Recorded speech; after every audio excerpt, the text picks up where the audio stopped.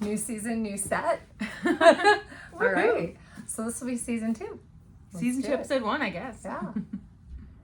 So I guess this is season 2. Yeah. Hey. Wow. Welcome back, Welcome I guess. back. I'm Liz. I'm Naomi. And we are the Ryan Galloway Girls. And we are back with season 2 of our podcast. And it's been a little bit of a break. Yeah, we had a little hiatus. We had some work-life stress for me in the spring. Then a baby. Had a baby.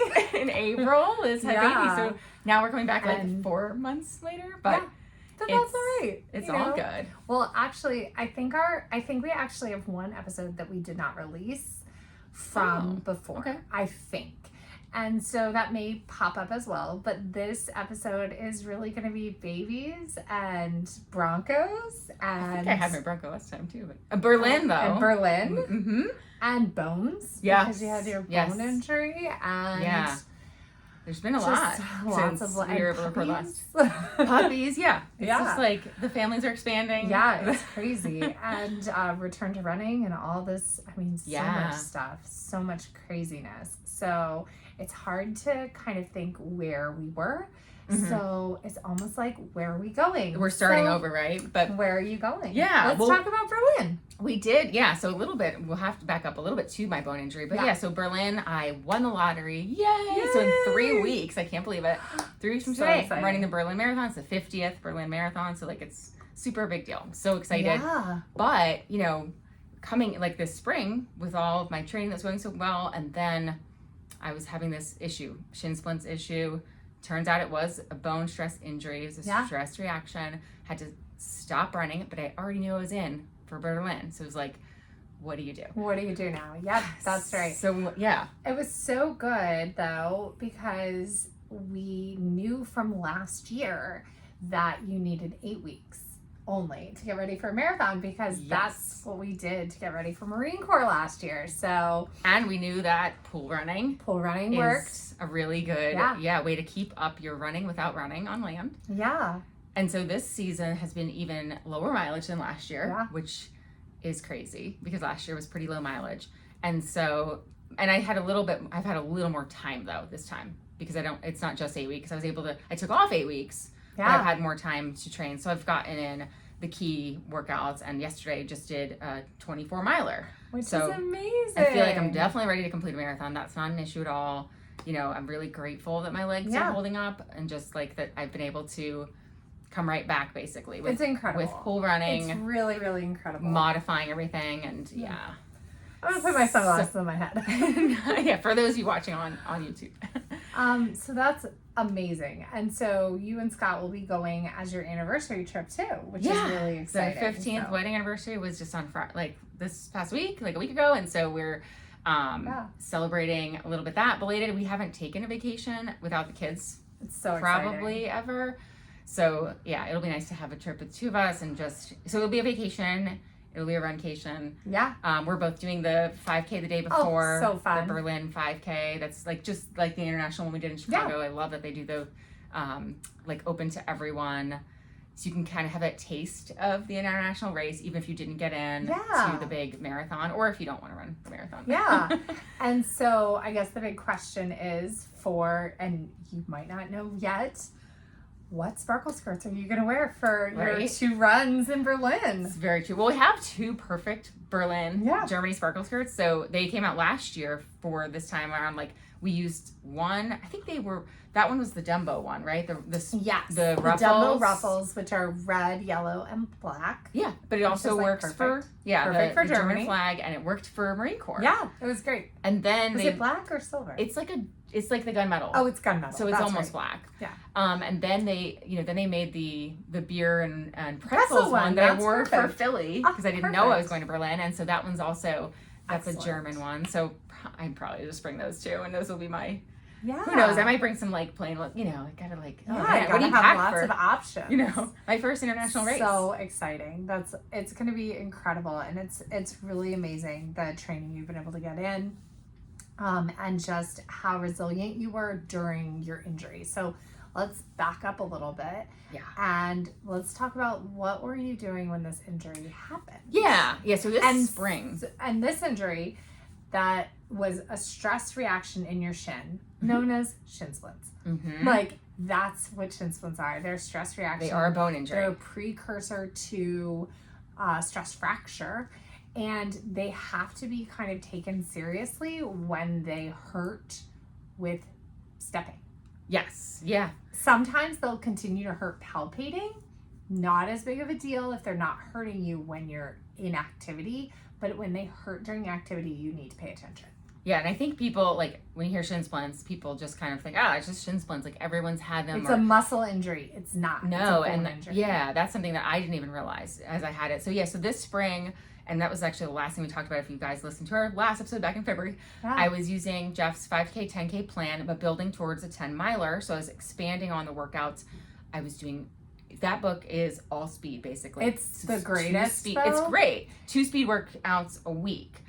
Plus, and that's what I plan to use runs. to get ready for winter 5Ks. So that's what I will be, using is that 5K, 10K book to get ready for some 5Ks. Yeah, so. and it's a super fun workout training cycle, super fun plan. It was a lot of fun to go do 2 speed workouts a week after, the first week or two where you're like, oh my God, how am I going to do 2 of them a week? And then all of a sudden you're like, wait, I'm not doing speed. You feel like you should be doing speed every time because you like get into it. Yeah. So it was really fun to do. But yeah, I started to feel the nagging pain in my shins probably around the time we were recording during February, during March, and thinking, okay, is this something I can continue to run through? Didn't get it evaluated until it was kind of too late. It had blown up. And my speed workouts, here's what I think I should have done differently.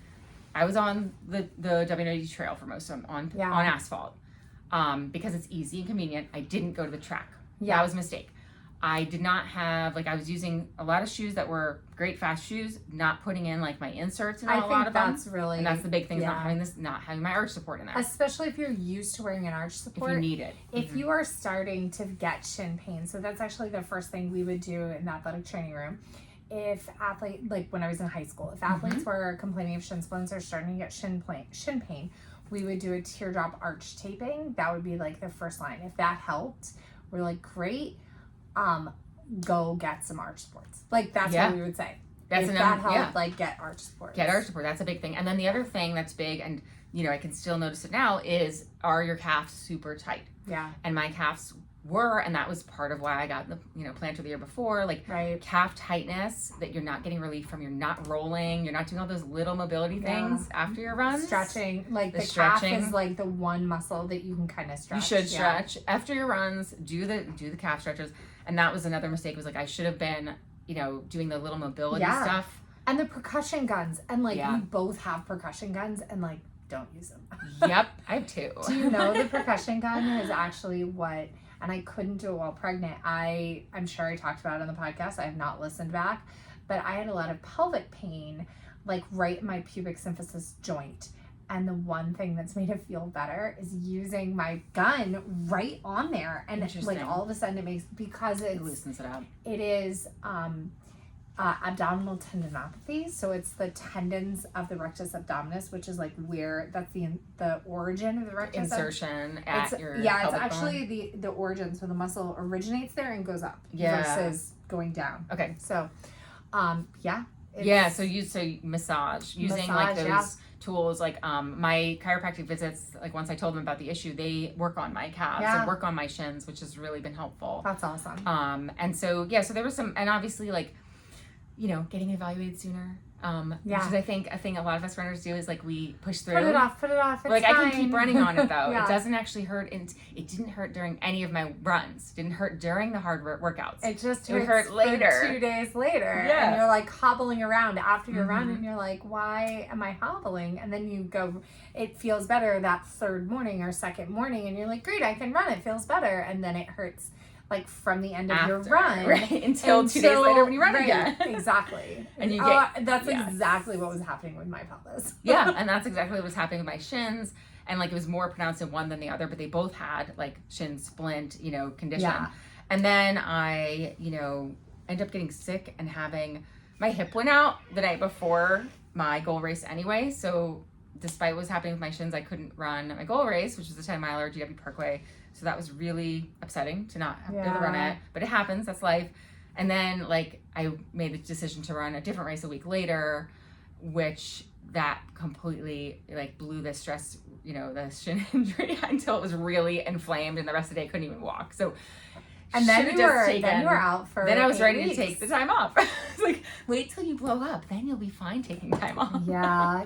Unfortunately, don't do what I do. We all have to like go through that, and I think this was probably like you've had lots of little nagging injuries. This is probably your longest time off of running since.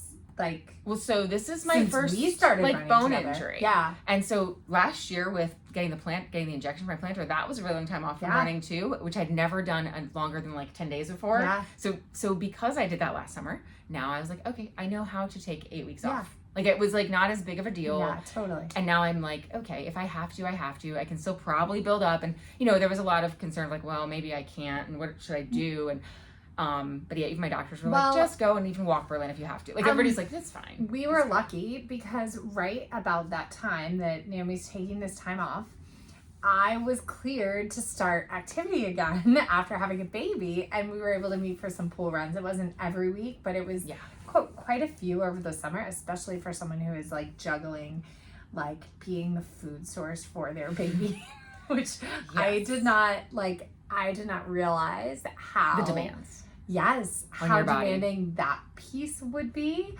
And I think I probably didn't realize it because, when you had Julian, it was the pandemic, so we weren't able to get together anyway.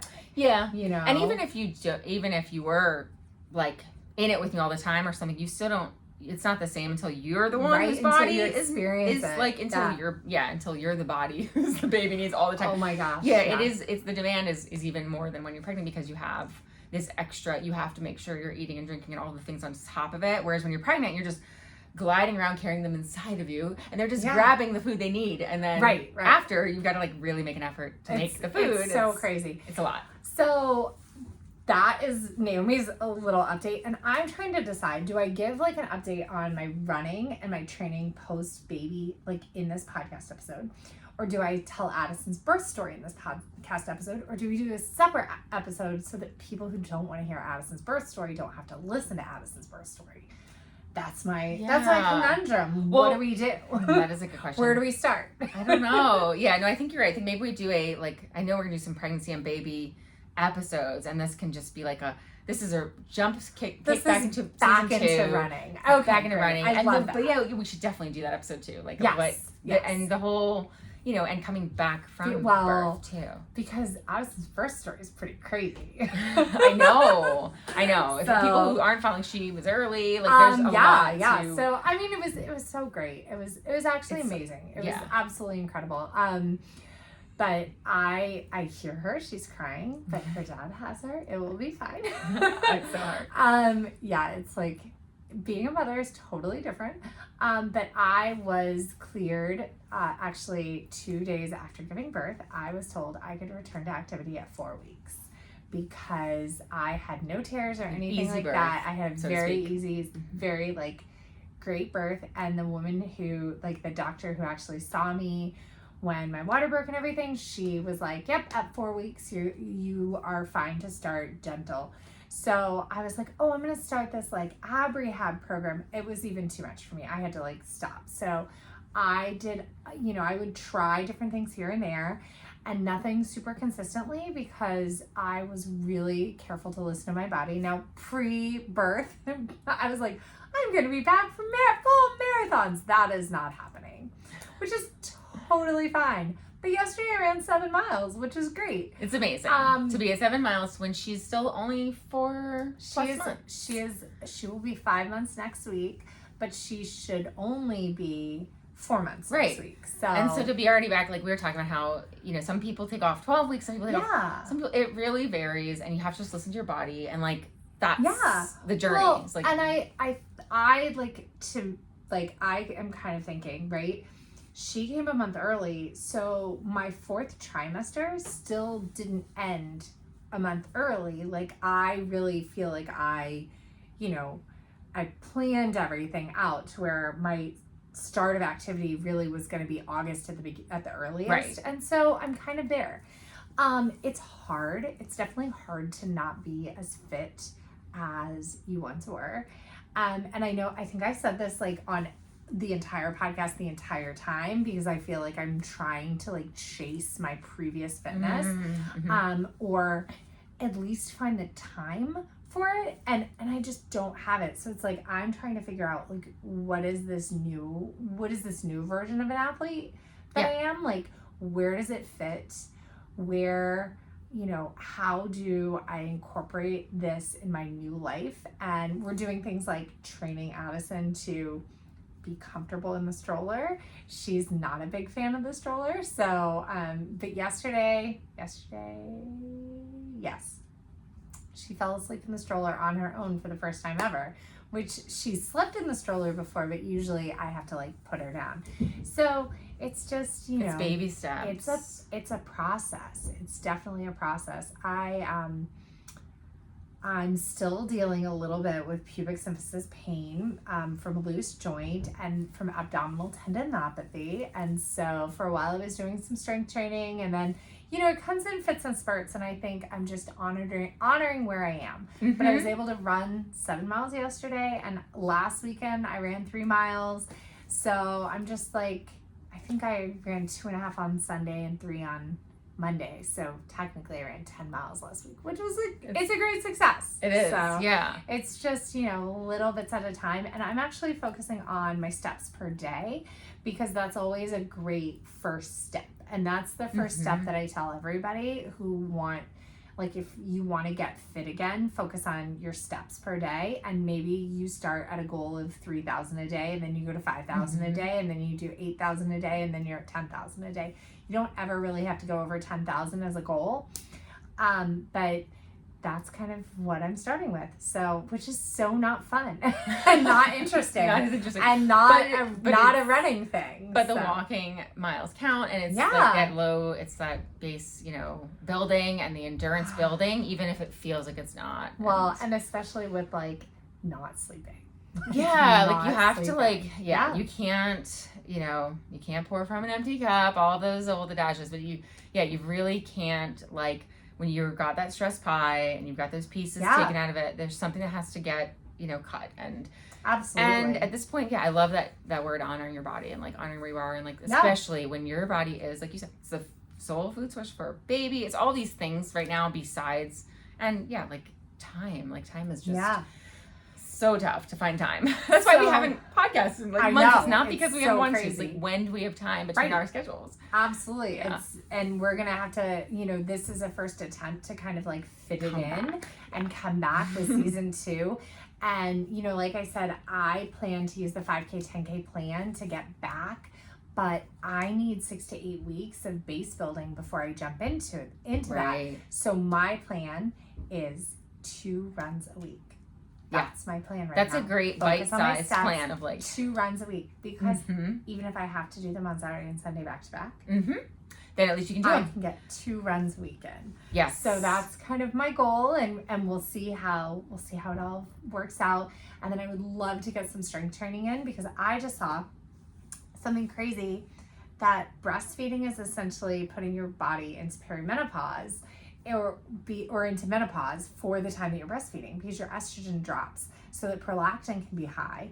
So that's why you have all the bone loss and everything during breastfeeding. And so you have all the same things that we're heading into, like, age-wise anyway. So like the recommendations while breastfeeding are the same, which is resistance training.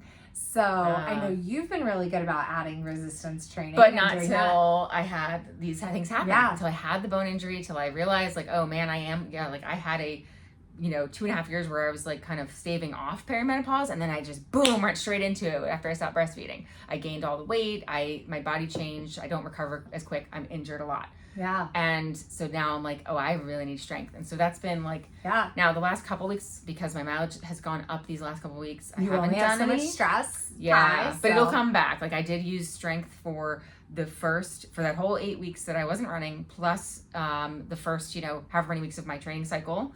I've been making sure that like 2 times a week I was doing strength, and 2 times a week I might do a run that might be 30 minutes, and that's okay. A 30-minute run is enough. That is all Jeff actually recommends when you're doing a 2 finish plan, is 2 30-minute runs a week and your long run.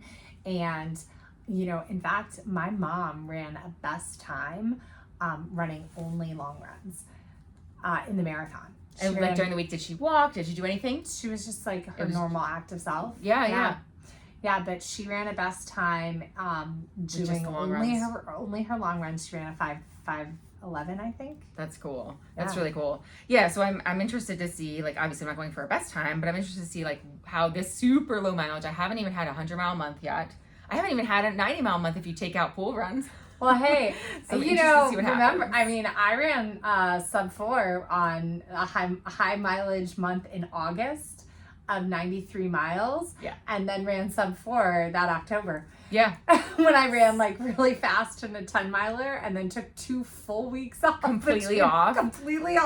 Yeah. Oh, youth is fun. Yeah, I know. Definitely don't have that now, but it's like, it'll be interesting to see. What does your watch say what you're it can do? My watch, yeah, you know, it's been close the last few race cycles, hasn't it? So right now it says like I could do a 158 half and a 420 in the full. 420. Hey, what if you run the same thing that you ran at Philly?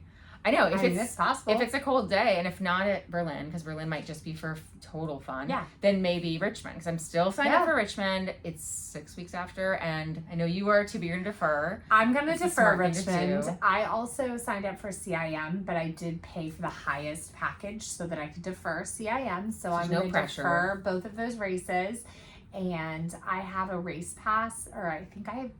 I think I have 6 left or something. Oh my gosh. I have 5 or 6 left, but Brian will do the turkey trot with me, and we'll do it with Addison, and because I think the turkey trot is one of the few that is stroller friendly. Yeah. I'll have to look on the website.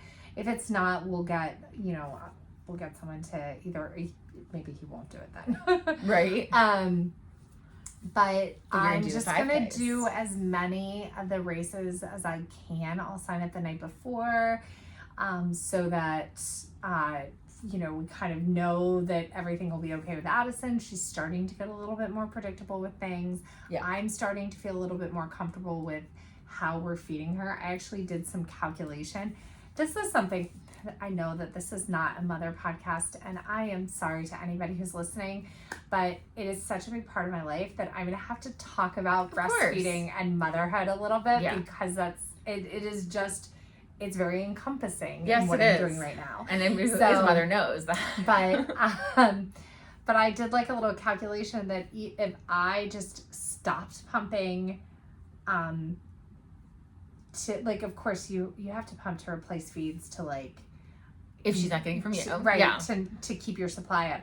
But if I stop doing an extra overnight pump, which I do just because I'm really full, if I stop doing that, we have enough milk for her to do 22 weeks of milk at school, even if I didn't replace those pumps. That's amazing. So yeah, and I didn't realize what a rare thing it is because I know you had an oversupply, my sister had an oversupply, and so I assumed it was like 80% of people had an oversupply, but it's like 10% of people have an oversupply. I was like, oh, this is really weird because all the and I say that there were 6 other moms who all gave birth right about the time I did, and not one of them has an oversupply.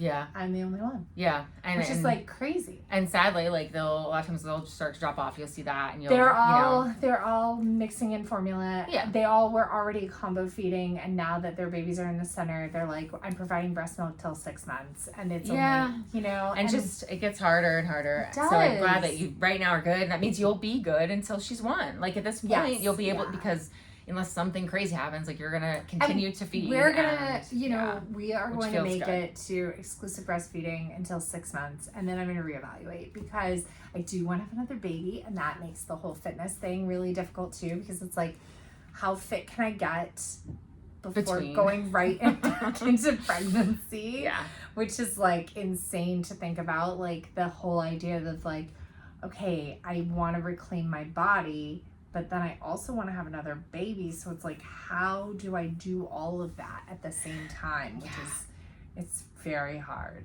It's very hard. I'm even looking at myself in this video, and like my body looks so foreign to me in photos and videos. I understand. Because it's just like, I know that. First off, I've never had giant boobs before. And now I'm like, oh my gosh, what are these things? No, I totally understand. Oh, Yeah, and so yeah. it's so hard for people out there Yeah. who know, like being a mother on top of like trying to have fitness goals and juggling, parenting, everything Yeah. else. Like my challenge, even like the last 2 weeks, is that we now have a middle schooler and they have to be at the bus at 6:45, and that means my morning workout schedule is no longer there. Like I cannot be out running until 7. I previously could like leave the house at 6, be back at 7, everyone's still asleep, or at 7 I when they're getting know. up. And now I have to get lunch packed or whatever and like be I've been thinking there. about that. We used It's to changed meet so and much. run and we would be back here by 6:45, 7 because I had to get to work. Right. And now there's no way that I could do that unless I fed Addison at 5:30, like right at 5:30, and then I walked out the door, did my run, and got back. But like sometimes I will have just fed her at 4:30, so I don't want to get up and feed her again at 5:30. I know. And I don't want to like leave and come back and risk her screaming her head off because she's hungry, or like something about feeding kids is like, it's amazing that my husband wants to help, and he's learned offering to give her a bottle is not help, because that is just taking work I've already done and giving it to her, and I then have to do other work at the same time. I have to pump. So those early morning runs, like I don't think that I had started doing them back until he was, until Julian was like completely like sleeping past that point, and my body was also completely comfortable with, like I would not wake up gorged. Like worst case, you maybe would pump first and then go. If he was up, there was no way. So if he was up at 4 or 4:30 or 5, there was no way I was trying to run too, because it just, their schedule is what their schedule is. It's not like every morning you could determine that they're going to wake up at this time or that time. So they just are. You just do, for the first year or whatever, it's just going to be like, for me, it was like, I will run in the evening or with the stroller or during pandemic, I ran with him to daycare in the mornings after I dropped my daughter at the bus. Yeah. And so I was running at 8:30 in the morning. Right. And so, and that worked. That worked during pandemic times because I was working from home after that. So my hope is that I can carve out time at 10 or 11 from my day at work. Late morning.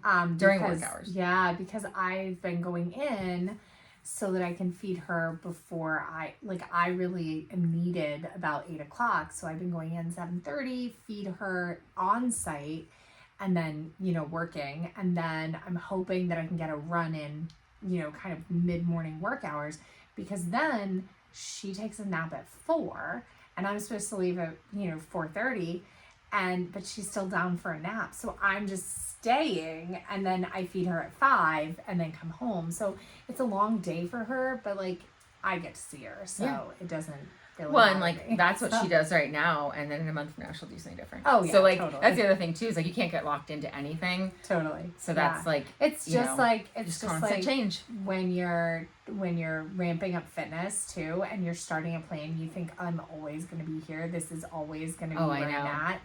But even your fitness comes back so much faster than you think it will. And you can think when you sign up for a race, oh, it's so far away, and it comes before you know it. You're at that race day, and you're fit. If you've done the training, you are so fit that you don't even realize that you did the work, right? Right. So often if you will start, you're like, oh, I'm going to start a 14-week marathon training cycle or 16-week marathon training cycle, and it can feel like it's so far away for you to get to that marathon. And when you just click in and do the work, you can be like, I don't know if I'm ever going to be able to do it. But then all of a sudden you just have to believe that you're going to be able to do it, because it comes and it happens, and it's like, oh, I can totally do this. Yeah. And then once you've done races before, once you've done the distance before, and I was just telling my mom this yesterday, because she was like, wow, you ran 24 miles today. I was like, yeah, it was for mentally, not physically. I know I can finish the distance of the marathon. I can go to Berlin and run a marathon, walk a marathon. That's not a problem. And I've already done a 20, and I've done an 18 before that. I wouldn't have even needed to do those to know I could finish. Yeah. But mentally, I like to have the distance, because it makes the race day for me feel easier when I've done something longer in training recently. But there was no question that like if I didn't do a longer run, it would not have affected my ability to finish that, you know, the marathon. And then, you know, then the other cool thing is like your speed is there too. And that's something that, again, you know, you're like, oh, I'm losing my fitness so quickly. And all spring I was doing all that speed work, and then I didn't touch speed work because now, you know, I'm recovering, not touching speed work. And then last week I did decide to go to the track and just see, you know, what a little bit of speed work felt like. Went out too fast. But I did 2 quarter miles. I did 2 quarter miles at 6:22 pace, and I haven't seen a 6:22 on the clock in a long time, because even in the spring I was doing like 6:50 or 6:45 for longer. Well, no, for quarter miles, but I was doing 8 of them, or 6 or 10 of them. So it was cool to say like, oh, the speed's there in my legs, like even if I don't have the endurance to keep up with it. And the same thing you've noticed, like the speed is there in my legs. Yes. The endurance will come back with time. It will definitely come back. I'm actually going to sit back, I think. I'm really tired. Chill? Oh, I know. It's kind of hard doing an afternoon pod. I was like, do I need an espresso before I come over? Oh my gosh. Maybe we should have. That wasn't like that mic noise. Little sound. But yeah, I was thinking about that. I was like, oh, should we have coffee during our afternoon? Because we always have in the morning. But this is kind of a nice little setup. So hopefully we'll be able to fit this into our schedules a little bit more. And so I think you need to tell everybody about your puppy now too. My puppy, I know. So it's been a big summer of like things for everyone. Yeah. So yeah, we went to St. Martin. We had to do everything the same time. So I got a baby and she got a baby puppy. Her birthday is literally in April too. So she's around the same age. So yeah, we went to St. Martin for vacation. We went to the shelter to go play with puppies. I told my husband Scott, I said, I'm gonna take the kids to the shelters. I told them I would take them. I did it with my daughter in Belize, and it was really fun to like go to the shelter and play with the animals. And he said, okay, no puppies. I was like, no, I do not want a puppy. It's like having a baby. It's a lot of work. And then he went for a bike ride. He shows up at the shelter. We were there still playing with the puppies because puppies. And he starts asking questions. And he's like, which ones of these will be old enough to fly before the deadline? Because there's a deadline. The U.S. put into place, the CDC banning puppies under 6 months started August 1st. And so this was like right before that. We heard about this law change. And he's like, which puppies would be old enough to fly out of the country? And I was like, what? So, so then we got this puppy. She's, we found out her mix because of one of her litter mates got his DNA tested. So she's like 50% Belgian Malinois. And then so she's like 66% Shepherd, basically. Belgian Malinois, and then German Shepherd, Dutch Shepherd. That's awesome. And then, which they are, you know, herders, guard dogs. They obviously like to, they are very smart. And then she's Dachshund, like 20%, super stubborn, and so are the Malinois. And so she's real stubborn. And then she's got some Pekingese Chihuahua in there too. So, so she's super fun, and she's adding like, you know, a lot of joy to our household. Hopefully she'll be a running buddy someday. I hope so. I'm gonna get her into it. Yeah. I mean, you know, with dogs, and this is just for you dog owners out there, they can learn the beeps of Run Walk. It can be really great to run with your dog. I ran with Penny for a long time. We started at 2. So it was the fall after she turned 2, she started running, and that's when they recommend that you start, because that kind of is the end of adolescence. And so they're like adult dogs at 2. And so the joints are fused, or the bones are fused, and they're not growing height-wise anymore. And so we started with just a mile, and then by the time she was like 5, she could do 16 miles with me. That's which amazing. is like insane. Yeah, I'll ask the vet, because they've also changed. They used to say don't spay your dog until it's fair neuter until they're fully grown. And now the vet told us actually to do it at 6 months, because they're seeing fewer instances of ovarian cancer. Yeah.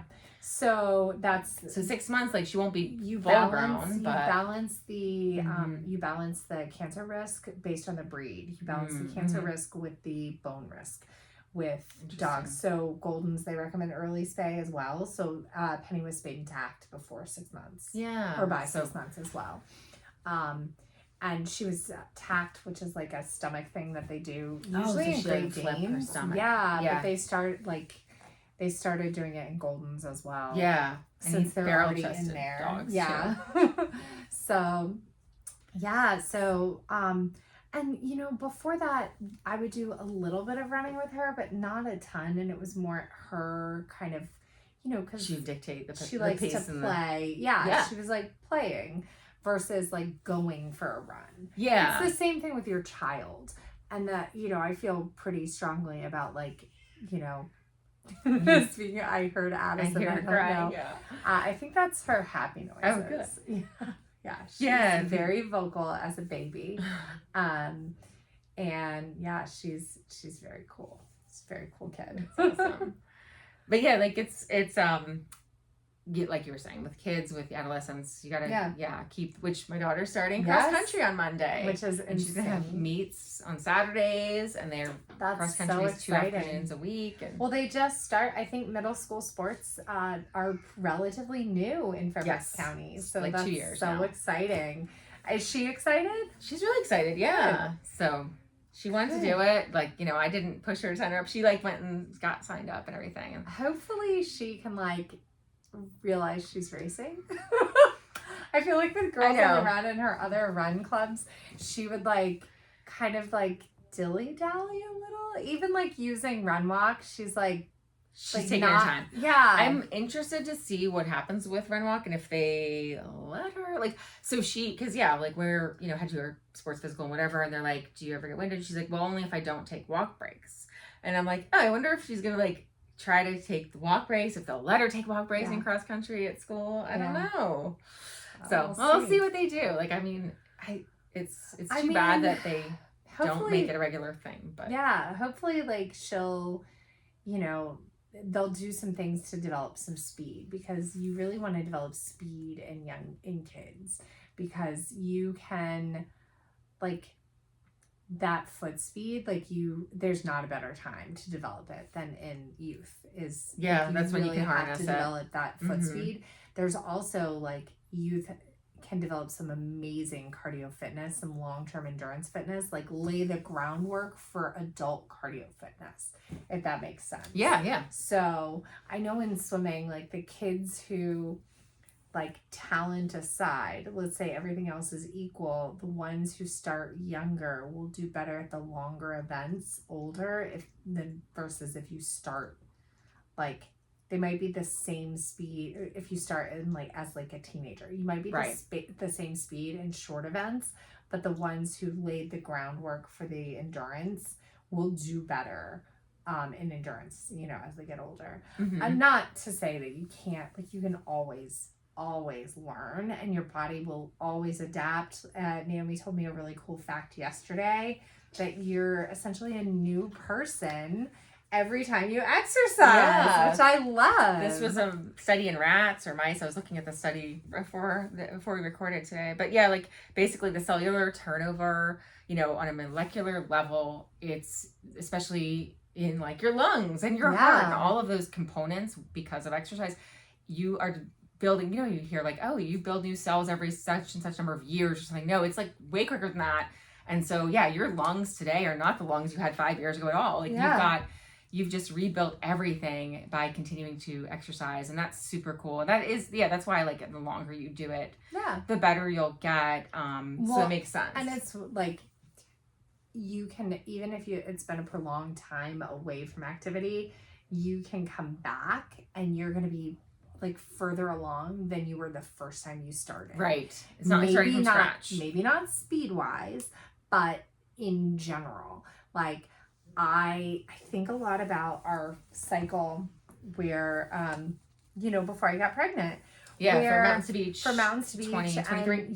And that whole like January to May cycle, because I felt so out of shape when we started. And by the end, I felt like I was in great shape. Yeah. And then I got pregnant. Yeah. And then I did another IVF cycle, IVF cycles just destroyed me. And then got pregnant and was able to train for a marathon cycle. But, and then I think I stayed relatively fit during my pregnancy. I think, it's just, I think pregnancy just takes a toll on your body. Oh yeah, big time.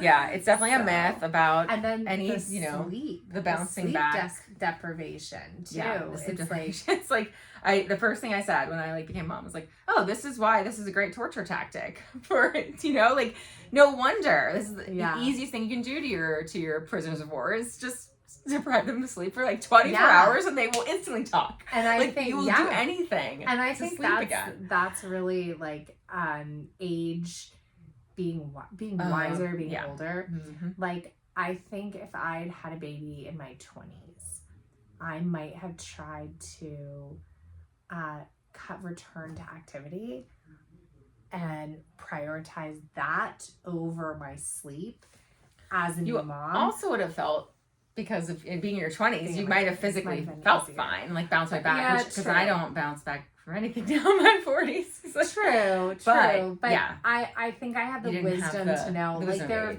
have been some mornings where I'm like, maybe I should go run, and I like look at the clock and I'm like, you know, an extra hour of sleep would actually do my body good. Well, because now you also know the difference of like not digging yourself into a hole, and that's something I think about a lot. Is, you know, whenever I'm deciding, what do I run today? Do I rest? And like, I started to feel crappy on Thursday. Like I told you, I got both COVID and flu shots on Monday. So Tuesday, Wednesday, I actually felt okay though. I ran both days, and then Thursday I felt crappy. So I was like, okay, just rest. And Friday I was like, just rest again, because don't dig yourself into a hole that you can't get out of. Right. If you know you're gonna, like, I knew I was gonna run long Saturday. I didn't want to blow up, you know, my plan by like adding on a few miles here, you know, when I didn't need it. I will share that one of the fitness things that I've been doing a lot of actually is push-ups.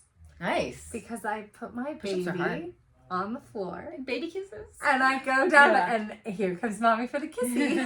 Those are the best when you do the little baby incorporated workouts. Yeah. And I'm sure so we do a lot of that. You remember seeing some of my, like, I would lift Julian. Yeah. Before And doing a lot of, you know, so I'm doing a lot of like up and down off the floor, which is like a totally different, like, I mean, that's really important fitness. So, I mean, I'm surprised at how many people struggle getting up and down off the floor, actually. Mm-hmm. Isn't that one of the biggest signs of, you know, whether someone's going to die before a certain age? Like, whether they can still get up off the floor unassisted. Like, there's a lot to it. And, you know, I think going back to, like, not digging yourself into a hole, like, I think we're smart enough at this age now to realize that we want to be healthy athletes well into our, like, forevers. Exactly. I don't even want to say 60s or 80s. It's really into our forevers. Whereas, like, when you're in your 20s, you're not thinking about forever. You're thinking about, like, the goal, the next. Because mortality doesn't stare you in the face. That's true. It's as you get older, you start to realize, oh, man. I have a 4-month-old daughter. True. You need to be healthy. I need to be here. Yeah. I need to be here for her. But it's, you are thinking about the right now when you're in your 20s. Like, that's totally. Yeah. And in everything, right? And so it is, exactly. I want to be a healthy, fit person forever. And that's important to me now. And so, and like building through, you know, strength. I went beyond like whatever I thought I was capable of with strength this spring or this summer. Yeah. I started to do heavier and heavier weights. I have a pair of 25s that so I'm doing 50-pound squats, and I'm like, I never thought I'd be lifting. Well, when you told me that, I like grabbed my 15s and my 20s and I started grabbing them more for lower leg stuff. I was like, why am I leaving these on the shelf? Yeah. Because I can always start, like, let's say you can always switch it out if it doesn't work. Let's say it's an AMRAP and I can only do 6 with that, and then I can switch down to a lower weight the next round. Or you do less reps, like with some, you know, like that's what a lot of the classes I've taken is like do less reps, heavier weights. And then what I found is that every single time, the next day I had the adductor hamstring combo of literally the same feeling of when I ran a hard like half marathon. Yeah. And the next day you can't sit on, you're like, I can't sit on the toilet. Those muscles. And I'm like, okay, so I need to do this more because it's activating that. Yeah. It's giving me like those are the muscles that I end up killing in my like races. Yeah. So if I can strengthen them all season until you get to a point, like you do want to worry, you know, watch your heavy weights when you're in that, like right now, like my highest mileage week. Right. But for your base building and then your quote off season, like the weights. It's been a huge ad. When you're adding weights, they should be done whenever possible on run days, as after your running workouts, so that you can take that full day of recovery. I know that that's not always possible. So, but just be mindful that that's when they should be done, is on run days. Yeah, and usually I do it after, or usually do it after a run. If you have to do it before, it's okay. Yeah, you can do it before. Or you can do it like that evening. That evening after, like, that's okay too. Yeah. But you can then take the rest day the next day. Yeah. Absolutely. Yeah. And it can be 10 minutes. It can be 15 minutes. I know. I love the 10-minute workouts on Peloton. They are my favorite. Every time I started 20, I have a hard time finishing it. But anytime I started 10, I can usually click through and do a second 10. Yeah. Which is so weird, the psychology of it. The psychology, and then where the baby needs you. Like, we found that just plan to do the short ones and let them stack up. Yeah. You know, unless you have just like endless amounts of time. But if you've got schedules like ours, pick a short one. And then I've been using the Recover app again. That's good. Because the Recover app is really great, and I can do the Recover app like just in my living room. No equipment needed. And if you are really like thinking about the muscles, you can contract them and make it feel like you're lifting a lot of weight. Right. Especially that back, that kinetic chain up the back. Yeah. Like the glutes and the hamstrings and the, calves. You can, like, by giving a good squeeze during those workouts, you can make it to where it's hard to walk the next day. You can do it. Yeah. So, or I can at least. So. Well, at least, and like right now, again, like whatever's going to be convenient, you can just pick up and do. That's what you should do, rather than worrying about making it perfect or making it like, oh, well, if I can't like do it exactly how it's supposed to be done, like, no, that's been my whole thing this cycle, because we were able to do it last year and again this year. I'm like, okay, well then it's just going to be, what's the minimum amount of running I can do with, and, do some other activity too, Peloton and strength, and still feel good in my marathons. Like, that's the goal. Yeah. It's not obviously finishing them. That's kind of like going to happen anyway. Yeah. But I want to feel good. I want to feel, comfortable, confident. You want to have fun the rest of your trip with your husband. That too. And so that's all part of it. And so then, and then we'll see how I recover and what's next. After Berlin. But well, and hopefully, we'll be able to meet up a little bit more after Berlin, at least for weekends. Yeah. And, get back into some regular podcasting and regular training. Yes. So kind of up next, hopefully we will have an episode in between now and Berlin for you. For sure. Fingers crossed. We'll get one. We'll get more, one more recorded and posted. And then we'll have updates on how you're tapering for Berlin. Yeah. And then kind of my plans moving forward. Hopefully I'll have some more runs or something to report on. And I definitely would love to do an Addison's Birth Story episode for season 2, because I feel like it was a wild ride. Yeah. It was a wild ride. Definitely. So. And then, we should talk. We've got to talk fuel again. We've got to talk. There's so many things happening. With fuel too. Like, even more, like, we've been preaching, kind of parroting David and Megan on the more the fuel. Summer Girl Play podcast. And they have proof positive that it freaking works. Yeah. So. Yeah. Go out and check out David's Leadville course record. Yeah. And he says it's all fueling. It's all fueling. So. It's learning. Yeah. So we're totally, taking that into account now, and, figuring that out. And so, and everyone should be doing that. Fuel all the time, inside your workouts, outside your workouts. More. That's right. Okay, well, I guess that's a good little tiny episode. I know usually we do an hour, but I think it's a good place to stop. Yeah. I'm like hearing my baby upstairs, and I want to get back to her. Yep, and I've got to get back to my kids. So, but we're going to definitely come back. Thank you guys who've stuck around. Hey, new listeners, thanks for joining. And season 2, here we are. Yeah. All right. Bye. Bye.